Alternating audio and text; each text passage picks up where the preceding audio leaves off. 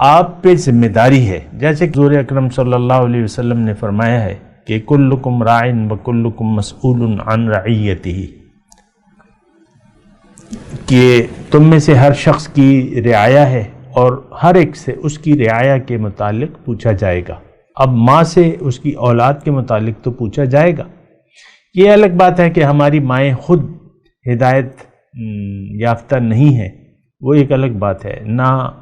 نہ مائیں ہدایت یافتہ ہیں ہماری، نہ ان کے باپ ہدایت یافتہ ہیں، تو ہمارا بچہ ایک گمراہی کے گھر میں پیدا ہوتا ہے، مسلمان کے گھر میں پیدا نہیں ہوتا، ایک متقی کے گھر میں ہمارا بچہ پیدا نہیں ہوتا۔ ایک گمراہ جو راہ حق سے ہٹے ہوئے لوگ ہیں، یہ ہم کیا ہیں، یہ کن لوگوں کا جم گھٹا ہے؟ یہ مسلمان، 1.5 ارب مسلمان، یہ گمراہ لوگوں کا ایک اکٹھ ہے، ایک جمگٹا ہے، جو کہتے ہیں آپ کو مسلمان ہیں لیکن چل رہے ہیں اور عمل کر رہے ہیں کافرانہ اور مشرکانہ طریقے کے متعلق۔ یہ بات بالکل ٹھوس بات میں آپ کو کہہ رہا ہوں۔ من چاہی زندگی گزار رہے ہیں تو من چاہی زندگی تو یہ کوئی مومنانہ زندگی نہیں ہے، کم از کم صاحب اکرام۔